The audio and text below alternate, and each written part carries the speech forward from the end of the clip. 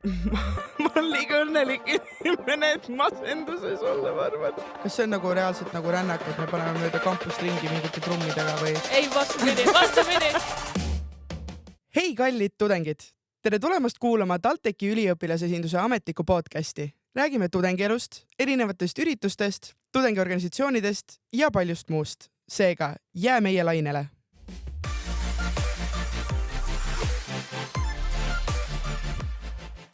Tere tulemast tagasi, kallid tudengid! Endiselt olen mina Margit Täht ja päris uskumatu, et juba on käes uus õppeaasta ja hakkame vastu minema aastale 2025, mis on päris hirmuäratav. Lisaks sellele on sügis, ehk siis ärge pange tähele mu natuke käredat häält. Selle on ilmasüü. Mis me siis suvel tegime? Suvel oli meil üks eriepisood, kus me käisime koha peal siis suvemängudel ja panime sellest kokku siis siukse fun videolaadse helitoodangu. Et te ise ka saaksite aru, mis suvemängudel toimub ja et tulevastel aastatel ehk ühinete meiega. Kuid seda episoodi alustame me vaimse tervise teemadega. Ehk siis minuga koos stuudios on Emily Järv, ÜE vaimse tervise projekti juht, kes räägib meile täna rohkem sellist asjast nagu meeleturgutus. Hei, Emily! Hei Margit, ülitore siin olla, nii tore kutsusid. Alati. Oktoober on vaimse tervise kuu. Aga kas sa oled nagu kunagi mõelnud, et miks just oktoober? Ma ei tea. Tegelikult ma selle küsimuse peale mõeldes hakkasin otsima, et kus see siis on tulnud. Ja tegelikult vastus on, et tegelikult on nüüd olemas 2 vaimse tervise kuud. Et ametlik vaimse tervise kuu on hoopis mais, aga oktoobris on siis Maailma Terviseorganisatsiooni vaimse tervise päev 10. oktoobril. Nii et jah, tegelikult siis vaimset tervist saame 2 korda aastas tähistada. See on suht fun fact. Ma mõtlesin seda, et võib-olla, no okei, mujal maailmas mitte, aga kui vaadata nüüd nagu Eesti vaatevinklist, siis oktoober on see, et juba mingi 5 on pime, vihmas sajab, varsti on näha lund, mulle ei meeldi talv. See on siuke masendav aeg minu arvates. Ainult siis, kui ma kodus saan, ma ei tea, mingi kakaod juua ja teki all olla, aga muidu talv... Ma olen täiesti nõus ja ma ütlen ausalt, see oli suur üllatus, et mais oli vaimse tervise kuus, sest ma ei ole kunagi näinud, et keegi Eestis mais seda tähistaks. Alati tähistatakse oktoobris ja ma arvan täpselt sellepärast, et oktoobriks inimesed juba vaikselt niimoodi juba hakkavad langema kuhugi täpselt koos nende sügislehtedega puude pealt alla. Aga miks on vaimsest tervisest rääkimine üldse niivõrd oluline või nagu, et miks me oleme TalTechis võtnud selle nii suureks teemaks, et enne me rääkisime vaimse tervise seisukohtadest, aga nüüd siis 3. aastat me tegeleme vaimse tervise siis edendamisega just oktoobris, et mis sa arvad, et miks see niivõrd oluline on? No sellepärast ju vaimne tervis on midagi, mis meid mõjutab nagu igatepidi kõiki meie elu aspekte, see mõjutab seda, kuidas me mõtleme, kuidas me käitume, mida me tunneme, see ei ole ainult meie peas, et kui meie vaimse tervisega tõesti ei ole kõik hästi, siis need füüsilised sümptomid võivad samuti tekkida. Ehk siis mõtle kas siis selle peale, et võib-olla see mõnikord näiteks stressipeavalud või sul hakkavad nagu kehas mingid kohad valutama. Mõtleme, et ma ei tea, millal on stressipeavalud, minu arust mul lihtsalt peavad. Vot täpselt, aga võib-olla on stressist. Nii et selles mõttes nagu vaimne tervis tegelikult mõjutab igat meie elu aspekti ja tavaliselt sellega on niimoodi, et kui on kõik hästi, siis me nagu ei pane üldse seda tähele, aga kui midagi hakkab see natuke minema nagu mitte nii hästi, siis see kohe see võib meid lihtsalt täiesti jalust maha võtta. Ei, seda küll, aga igal inimesel on erinevad need stressiastmed ja et kuidas nad midagi nagu kannatavad. Ma ütlen ausalt, et ma isegi ei tea, mis minu nagu tunnused on, kui ma stressis olen. Kõik päevad pole vennad ja pahased me oleme kõik siia-sinna mõni päev, aga nagu ma ei tea, ma ei ole nagu ma olen liiga õnnelik inimene, et masenduses olla, ma arvan. Aga siis on üli hästi, nii et see ongi ju tore selles aga jah, selles ma mõtlen, et tegelikult iga inimene võiks vaata teada, mis on tema stressitunnused, nii et mõnikord me ei panegi tähele, et me läheme stressi, aga me saame seda tähele panna selle järgi, kuidas me, ongi nende puhtalt nende tunnused peal. Ehk tegelikult on kasulik neid märgata. Aga tegelikult see küsimus oli, miks on oluline sellest rääkida ning oluline rääkida hoopis sellepärast, et nendest teemadest ikkagi ma tunnen väga ei taheta nii valjust rääkida, see on läinud palju paremaks aga natuke mingi stigma tabu on siin peal, ehk siis mõned inimesed lihtsalt ei julge abi otsida. kui on see abi küsimise hetk. Nii et sellepärast on ülioluline, et me räägime nendest, et me hoiame neid pildis, et kui päriselt kellelgi on siin olukord, et tal on abi vaja, siis ta julgeb ise samamoodi rääkida. Kus kohas näiteks TalTechis abi saab? No TalTechist, ma ütleks kõige lihtsam vist tudengile abi saada minna nõustamiskeskusesse. Nõustamiskeskusel on palju erinevaid teenuseid, alustades karjäärinõustamisest, lõpetades psühholoogilise nõustamisega, ehk siis mina seaks oma sammud nende poole. Kas sa ise oled käinud ka seal kas karjäärinõustamisel või siis psühholoogi juures või üldse neid teenuseid kasutanud? Ja, ma olen ise ka nõustamiskeskuses käinud, et minu meelest on ülitore, et meil on selline koht TalTechis, kuhu kõik tudengid saab pöörduda. Ja minu arvates ka nõustamiskeskus üleüldiselt on väga suureks toeks üleüldiselt siis tudengitele, kes alustavad ja nagu me teame, siis 8. nädal on meie selgroog, esimene selgroog. Täpselt. Ja siis 16. nädal on see teine selgroog ja siis ma arvan, et see 8. nädal võib-olla on see kriitiline moment, kus kindlasti peab mäletan nii hästi. Paar aastat tagasi, ma mäletan, kas see oli mingi üliõpilasesinduse väljasõit midagi, kus keegi ütles, et küsisin, et kuidas siis rohkem toetada tudengeid ja siis mulle öeldi, et tead, aga see on okei, kui sa ütled, et sul ka halvasti läheb. Et pane Juliusesse üles, et kuulge, et mul on suht halb päev et ma arvan, et on veel inimesi, kes sellega relate ivad. Et ei ole ainult see, et sa üksi selle supi sees oled, vaid on veel, siis see 8. nädal võib-olla toobki neid tudengeid rohkem kokku. Täpselt, ma olen täiesti nõus, et see, mida sa mainisid, jagamine, suhtlemine, et see on ka tegelikult üks vaimse tervise vitamiin. Mis need teised on? Teised on puhkamine, söömine, liikumine ja mõnusate emotsioonide tundmine. Aga jah, et kui me jagame oma muresid, siis meil juba võib-olla siis koos on see juba sellepärast kergem. No oktoober on meil siin nüüd kätte saanud, ehk siis tegelikult vaimse tervise kuu on käimas. Ehk siis mis vitamiin meil see nädal on? See nädal on meil liikumise vitamiin, ehk siis järjekord ongi täpselt nii. Kõigepealt me liigume, siis me sööme, siis me suhtleme, siis me tunneme häid emotsioone ja siis me puhkame. Heade emotsioonide nädal, sa just mainisid 8. nädal, see ongi heade emotsioonide nädal, ehk siis tulevad kooli teraapiakoerad, on võimalus massaaži minna, saab osaleda töötoas ja õppida, kuidas stressi ja ärevusega läbi keha teha erinevaid harjutusi ja toime tulla. Ehk siis selle me panime täpselt sinna just selle 8 nädala pärast, et äkki me päästame kedagi natukene sellega. Ma arvan, et kindlasti. Kuid mis on veel mingid sündmused, mis meeleturgutuse ajal siis toimuvad, mida üliõpilasesindus korraldab? Meeleturgutusel toimub siis igasuguseid erinevaid sündmusi, et meeleturgutuses on siis mõeldud ennetustegevuste jaoks, ehk siis tudengid rohkem märkaks enda kohta, võib-olla õpiksid midagi uut, huvitavat ja põnevat, mida siis kasutada oma vaimse tervise toetamiseks. Esimesel nädalal, nagu me ütlesime, liigume, ehk siis me räägime spordist ja vaimsest tervisest, me mängime mänge foees, me teeme pilatest, teisel nädalal me räägime söömisest, ülikooli tuleb toitumisnõustaja, räägime sellest, kuidas oma keha kõige paremini toita, kuidas anda oma kehale energiat. 3. nädalal räägime siis just sellest, et kuidas sõpra toetada ja aidata ning teeme jälle pilates. 4. nädalas ma just rääkisin ning siis 5. nädalal õpime siis, kuidas stressis puhata ning teeme siis viimaseks asjaks sellise helirännaku läbi kongihelide ja puhkame kõik koos. Kas see on reaalselt rännak, et me paneme mööda kampust ringi mingite trummidega või? Ei, vastupidi. See on selline rännak, et sa võtad oma mati, sa viskad põrandale maha ja siis sa lihtsalt oled seal pikali rahus, naudid, mõtled oma mõtleid, natuke reflekteerid, et see on selles mõttes juhendatud, nii et sulle öeldakse ette, mida sa pead tegema, aga ma olen ise käinud sellel ja sa lähed kuskile täiesti oma maailma lihtsalt põhimõtteliselt sõidad ära, et see on väga huvitav kogemus. Unustad ära, et sa seal oled, kus sa oled. Täpselt. Et nagu see korraldaja ise ka ütles, et sa kaotad aja ära, et sa ei taju enam, kuidas aeg liigub. Et ma väga tegelikult soovitan, see on väga huvitav kogemus, kes ei ole kogenud, et ma väga soovitan kõigil tulla. Aga kas sa arvad, et kas see toimub meil kuskil tudengimajas või? Täpselt nii, see toimub tudengimajas, nii et lihtne leida. Kas sa arvad, et tudengid, kes muidu koolis siin ringi tatsavad, et kui nad panevad ennast mati peale tudengimajja pikali, et siis nad suudavad selle aja ära kaotada, sest nad ikkagi on tegelikult ülikoolis, vaata? Ma tean. Ma loodan, et suudavad, see natuke sõltub sellest ka vaata, kuidas sa enda sees on ju selle ära mõtestad, aga ma arvan, et igaüks, kes tahab, ta suudab selle aja sinna tudengimaja matile ära kaotada. Kaua see kestab? See kestab 1,5 tundi. Damn! Nii et seal on päris korralikult seda aega, mida ära kaotada. Aga kui ma võin veel lisada, siis lisaks kõikidele nendele tegevustele on ka vaimse tervise orienteerumine, ehk siis üle campus on 10 erinevat punkti, mis sa võid siis üles leida, vastad mõnele küsimusele, fakti küsimusele. Kas see on üksinda või on see grupikesi? See on üksinda, aga siis sa võid koos ka minna kellegagi. Lihtsalt on niimoodi, et vastad nendele fakti küsimustele, teed natuke eneserefleksiooni ja siis kõikide inimeste vahel, kes siis on nendele küsimustele ära vastanud ja ma ütlen ka eneserefleksiooni vastuseid ei pea meile saatma. Nii et ei pea tundma hirmu, et ei pea midagi nii-öelda isiklikku jagama. Anonüümne saab olla. Täpselt.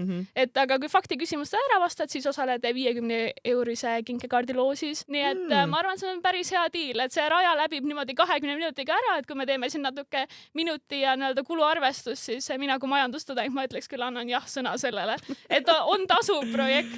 Ja tudengid ju alati tahavad raha saada, seega, et mis on see, et peab pakkuma raha ja peab pakkuma süüa. Täpselt, et orienteerumise ma kuskil õuetoitu ei ole ära peitnud, aga selles mõttes raha võib võita. Raha võib võita ja siis saab natuke liigutada ka ennast. Ma ütlen ausalt, et sa müüd mulle ka nagu seda rohkem maha, kuigi ma olen neid kõiki kujundusi ja asju nagu teinud on ja ma tean väga hästi, mis on tulemas, aga ma pole nagu sinna sisse lihtsalt süvenenud niivõrd sügavalt, sest et nagu tudengil ikka 100 000 asja korraga onju. Ehk siis müü mulle, müü kuulajatele, vaatajatele maha, et miks see tudeng peaks tulema? See on tegelikult väga hea küsimus. Ma arvan, et tegelikult kedagi nii-öelda sundida tulema ma ilmselt ei saa onju, aga mõelda lihtsalt selle peale, et oktoober on vaimse tervise kuu ja mida ma saan iseenda heaks teha, sest fakt on see, et kui me nagu iseendaga ei ole kõik hästi, siis meil ei ole ka energiat, ma ei tea, õppida, sõpradega suhelda, pidu panna, ehk siis kogu tudengielu jääb elamata onju. Ning ma tean, et suur osa meist käib ka tööl, see on selles mõttes veel hullem kompott kokku onju, et tegelikult selleks, et selle väga suure koormusega hakkama saada, meil tegelikult on vaja seda, et meie vaimne tervis nii-öelda oleks heas kohas. Ma lihtsalt loodan, et selle oktoobrikuu jooksul kõik leiavad endale midagi mõnusat, mida siis nii-öelda iseendale tagasi anda. Olgu see siis läbi selle meeleturgutuse, kas mõni üritus, kas see orienteerumine või olgu siis kasvõi nii-öelda vaatad iseenda sisse natukene ja leiab mõne muu tegevuse nii-öelda, mida iseendale anda. No ma räägin, see helirännak tundub praegu see, kus ma tahaks nagu ise mati peale pikali panna ja lihtsalt kogeda seda, see tundub mingi jooga type beat, mingi laagri. See on väga see täpselt. Okay, et sa tuledki enda nii-öelda kehast välja ja siis sa vaatad seda ruumi mingi hõljudes või midagi sugust nagu. Täpselt. Ja ma ütlen ka, et eelmine kord, kui mina seal käisin, siis ma läksin nagu, ma tulin sealt välja ja siis mul kuidagi nagu mingid mõtted täiesti hakkasid nagu peas tööle, ma nagu mingid täiesti, see kõlab väga veidralt, kui ma seda nii ütlen, ma annan endale aru. Nüüd läks hulluks lihtsalt. Ärge palun hakake kartma.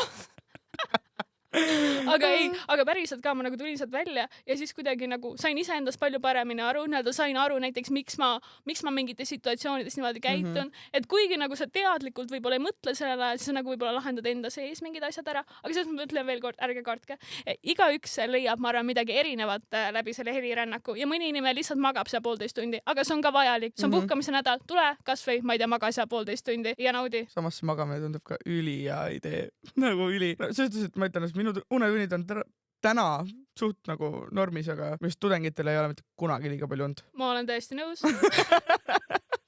Selles mõttes ma ütlen ise ka viimased paar päeva, terve see septembrikuu täiesti ei ole üldse eeskuju näidanud, aga jah, nii et kui mulle aega magamiseks ei ole, siis tule maga seal 1,5 tundi ja elu on jälle rõõmsam. Ja väike power nap ja siis lähed teed enda mingi koolitükki edasi, midagi sukest. Täpselt. Kas sul on veel mingeid soovitusi, kui nüüd võtta meeleturgutusest välja üleüldiselt tudengile, mis ta siis peaks tegema, et olla rohkem tasakaalus, ma ei tea, töö, kooli, eraelu, trenni, mis iganes asjadega nagu? Ma arvan, et igal inimesel võiks olla selline list tegevustest, mis on nagu tema sellised tegevused, mis annavad talle nagu hea enesetunde. Nagu rahulolu. Jah, täpselt. Okay. No ma tean, ma võin näiteks tuua minu listus näiteks lugemine, pusle kokkupanemine. Jaa, pusle on bänger. Täpselt. Pusled saab muide panna ka meeleturgutuse raames ühel võistlusel, nii et fun fact. Igatahes.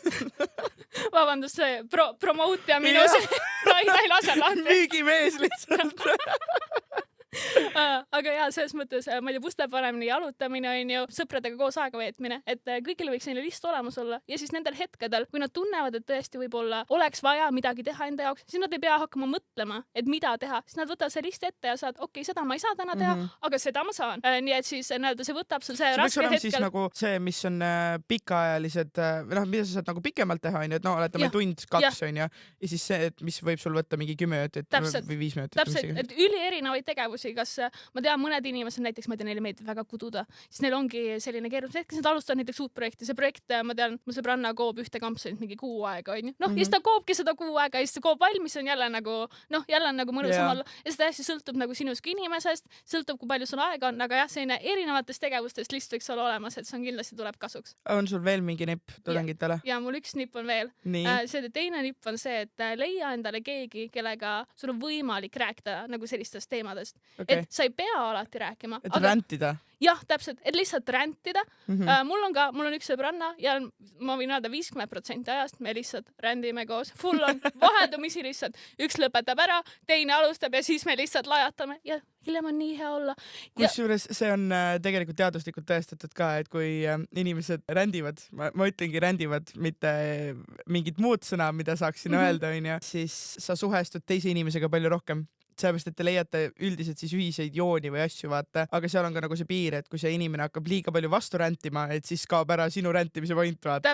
Täpselt, et see peab olema nii tasakaalus, et muidu ei tööta. Aga jaa, selles mõttes, aga kui võib-olla isegi nagu sõprusringkonnas ei ole sellist inimest, siis võib julgelt minna ka professionaalsabi poole pöörduda, psühholoogi juurde minna ja ma tahan rõhutada ka seda, et kui sa lähed psühholoogi juurde ja võib-olla see psühholoog sa tunned, et teil ei tekkinud väga klappi, see ei tähenda, et psühholoogis käimine ei ole nagu sinu jaoks. Ma ütlen ausalt, ma olen ise ka psühholoogi juures käinud oma erinevate teemadega ja mul, ärge nüüd keegi jälle hakkake kartma nagu nende numbrite peale, aga ma ütlen ausalt, mul nagu 5. vedas päriselt, sellepärast, et lihtsalt inimesed on erinevad ja kõik inimestega sul ei ole seda klappi, seal ei ole mitte midagi teha ja tuleb selles mõttes lihtsalt uuesti proovida. Ma tean, see mõnikord nagu, see on emotsionaalselt võib-olla väsitav, aga selles mõttes ei tasu mõelda seda mõtet, et ma käisin ja ma ei saanud võib-olla abi või see ei olnud päris minu jaoks, et see tegelikult see ei ole niimoodi, see lihtsalt täiesti sõltub, kes sul see teine poole vastas. Mina olen üritanud meil nõustamiskeskusesse, see oli nüüd aastaid tagasi, kõlab nagu ma oleks mingi muld vana tõesti aastaid tagasi, kus meil oli nagu, see oli vist teine ülikooli õppeaasta, kus oli nagu väga raske, nagu kõik asjad olid nagu liiga rasked ja siis ma mõtlesin, et ma lähen nagu küsin abi, aga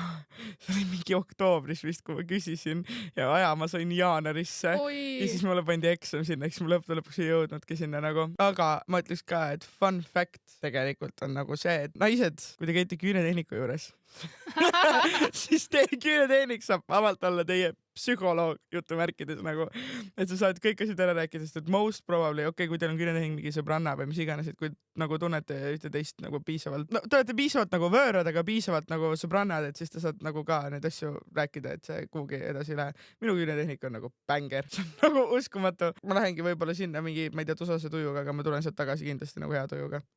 Seda on nii tore kuulda, siis ma saan aru, et see on see sinu see rändko, mega. Ja no, sellest, et tal on ka hea, sest ma maksan talle. See on nagu win-win, vaata veits teed, raha nagu.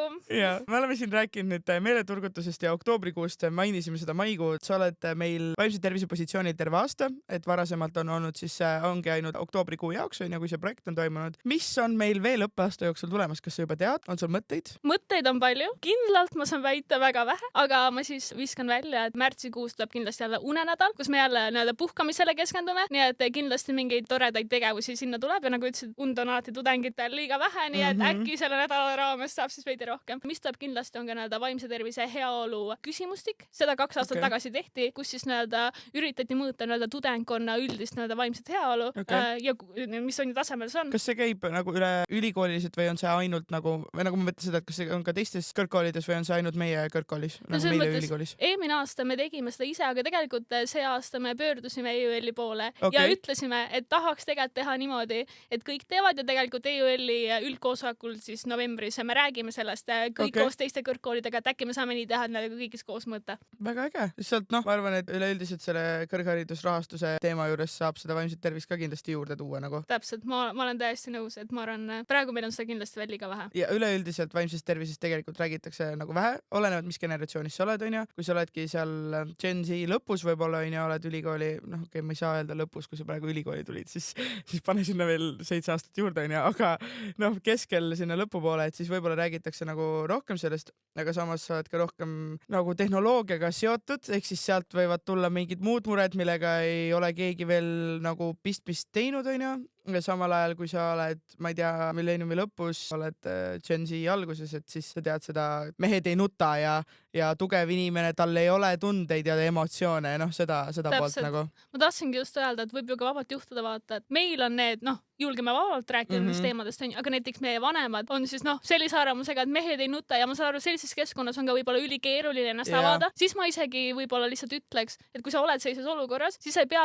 tundma seda pinget, et võib-olla kodus rääkida nendest asjadest. et selles mõttes tule siia, räägi siin. Täpselt, tule siia, räägi siin või kui sul on vaja seda abi, siis terviseandmed on kinnised, keegi tegelikult ei saa teada, kui sa päris lähed ka mingit abi otsima. Nii et sellele ma loodan, et keegi ei lase ennast takistada, et tal on võib-olla see hirm, et tal võib-olla kodune või lähedane või keegi saab teada, et ta nagu päris tunneb ise, et ta tahab nende teemadega tegeleda. Ja minu arvates ma tahaks väga kiita selle stendi eest, mis meil peamaja foyees on, kes ei ole näinud, siis seal sa saad ka panna anonüümselt enda mõtteid, et mis tegid sind täna õnnelikuks ja et kui aktiivne sa oled ja sa võid iga päev enda knopkad seal liigutamas käia või siis kellegi teise oma vanemad palju neid ära pandud on, onju. Aga et see on sissetules üks nagu hea asi, et ma eile seisingi seal ja siis ma mõtlesin, et aga mis mind tegelikult täna nagu õnnelikuks tegi või siis nagu, et mis mind pikas perspektiivis võiks õnnelikuks nagu teha ja et kui te vastate sellele küsimusele, et te võite panna, et toit või nagu midagi sihukest ka, onju, ma ei tea, Snickersi batoon, onju, aga mõelge nagu pikemalt, et õnn ei ole üldiselt täiesti materiaalne asi nagu, et see tegelikult on ikkagi see tunne meie sees, kui me mingite inimestega tuttavaks saame või nendega kuskil oleme või noh, mingid situatsioonid, et see ei ole raha või auto või nagu telefon, et jah, ta tekitab sulle mingit õnnetunnet, aga see ei ole tegelikult pikaajaline, sest et sa harjud sellega ära. Täpselt, ma olen täiesti nõus, et ma arvan, et iga inimene juba üks tee selle vaimse tervise teekonnal on see, et sa tead, mis on sinu väärtused ja mis teeb sind õnnelikuks, mida sul on vaja enda heaks. Aga jah, ma ütlen, et aitäh sulle nende ilusate sõnade eest, nende stendi eest. Ma ütlen ausalt, see oli igatahes see oli väga keeruline oli selle stendi ehitamine ja see oli pikk protsess, aga ma tunnen, et see oli igat minu ja ka teiste vabatahtlikute töövaeva väärt ning ma viskan ka välja, et tegelikult need küsimused selle stendi peal hakkavad vahetuma, ehk siis kui sa oled ühele küsimusele ära vastanud, siis ära heida meelt, et igal vitamiinil on siis oma küsimus ning ka need teised küsimused, need hakkavad vahetuma, nii et hoia silmad-kõrvad lahti, vaata, mis seal veel on ning sealt stendi peal leiab ka siis igat muud põnevat informatsiooni nagu vaimse tervise kohta üldiselt ning ka siis kuu kohta kogu info. Väga äge. On sul veel midagi vaimse tervise kuu kohta lisada, mis sa tahaksid, et tudengid teaksid? Jah, ma tahaks lihtsalt veel korra seda öelda, et on ju vaimse tervise igal nädalal on see vitamiini teema, nendest vitamiinidest me juba rääkisime, aga et igaüks siis võiks nagu päriselt mõelda, et kuidas ta igas selles valdkonnas läheb. Et kas sa puhkad piisavalt, kas sa sööd piisavalt asju, mis teevad päriselt, et sul oleks hea tunne, kas sa suhtled piisavalt teiste inimestega või just vastupidi, sa suhtled liiga palju. Japa, onju. Täpselt, ainult mingi japa käib, oled närvis iga päev, sellepärast, et võib-olla saab seda vähendada, kas sa tood oma ellu piisavalt häid emotsioone, kas sa liigud piisavalt, lihtsalt liigutad ennast piisavalt. Ehk ma arvan, et kui me kõik tegeleme nende baasvajadustega, siis meil tegelikult see baas vaimne heaolu ongi juba loodud, ehk see tegelikult algab kõik lihtsatest asjadest. Aga ma lihtsalt tean, mul on endal ka ülikiire, magangi vahepeal öösel 4 tundi ja siis järgmine päev on mingi ülisurnud. Zombi lihtsalt. Aga tegelikult lihtsalt ma tunnen, vahepeal läheb lihtsalt meelest ära, et nende baasasjade eest me tegelikult peame hoolitsema ja siis me juba oleme nii palju paremal tasemel ja saame edasi mõelda paljude, ma ei tea, tiibimate küsimuste peale, kui me tahame. Jah, kas olla või mitte olla. Täpselt. nagu Simsis põhimõtteliselt, sul peavad olema kõik need vajadused, rohelised, et siis üldse edasi minna enda mingite asjadega. Täpselt, see on ülihea analoogia, et kui sa ikkagi inimene seal tavaliselt kukuvad põrandale, mingi üliveidras asendisse ja kui sa vedeled keset ülikooli koridori niimoodi, siis ma arvan, et tegelikult õppetööst ei tule midagi välja. Most probably ei tule küll, jah. Mul lihtsalt rohkem ei olegi midagi öelda.